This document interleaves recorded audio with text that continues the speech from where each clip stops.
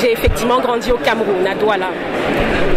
Alors, chers auditeurs de la web radio www.rjumboa.com, dans ce troisième salon Hub Africa, qui est, n'est-ce pas, dans cette troisième édition du salon Hub Africa, qui est, n'est-ce pas, ce salon des investisseurs et entrepreneurs en Afrique, mademoiselle Nelly Kakisingi Bora, qui nous vient de la RDC, mais qui a plutôt grandi au Cameroun, va un petit peu nous parler de sa présence ici.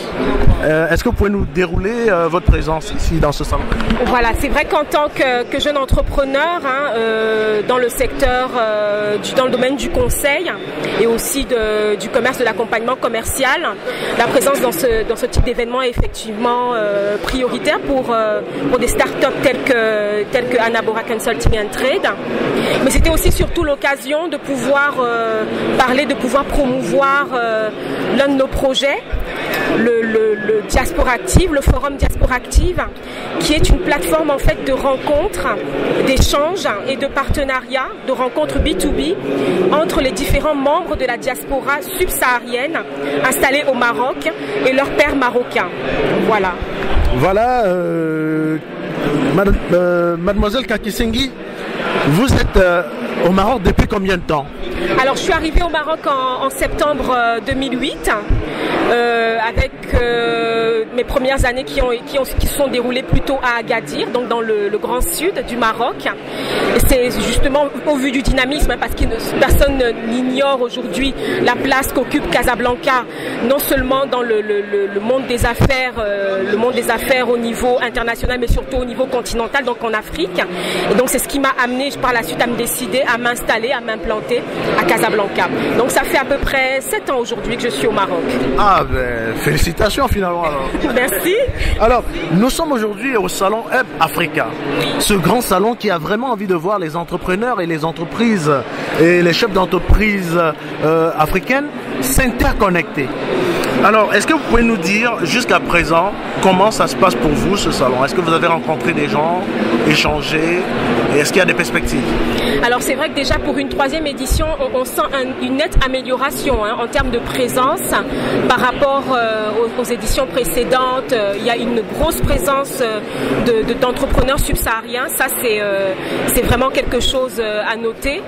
Et puis aussi en termes je pense que l'une des innovations aussi de cette édition, ça a été la présence d'investisseurs, parce que les jeunes entreprises que nous sommes aujourd'hui ne peuvent aller de l'avant que si elles bénéficient de financement ou d'accompagnement en termes d'investissement.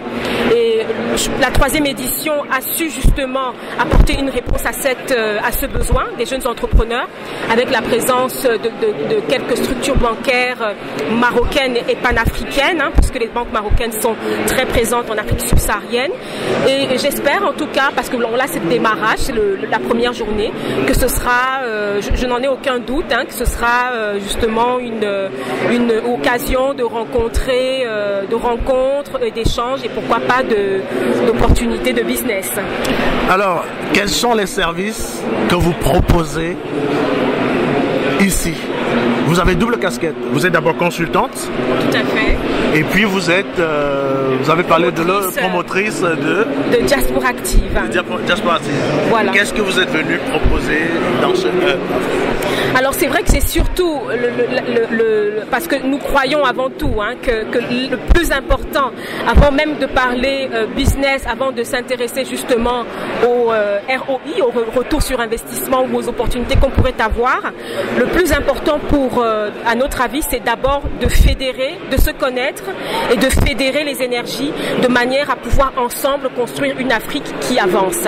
De nombreuses initiatives ont déjà été faites dans ce sens. Vous pouvez le voir dans plusieurs pays, que ce soit européens, que ce soit d'autres continents, des diasporas africaines, des diasporas subsahariennes qui se sont mises en place. Et par contre, au Maroc, l'objectif n'est plus de rester dans une dimension, j'ai envie de dire, balkanisée, où chaque communauté est un petit peu de son côté. Voilà, donc ce serait de réunir, de rassembler les différentes associations ou amicales de professionnels et même d'étudiants, même les étudiants finissants sont sont bien entendu les bienvenus dans cette initiative. Pourquoi? Parce que effectivement, ils sont appelés par la suite à être soit des entrepreneurs, soit des professionnels, des cadres dans les structures.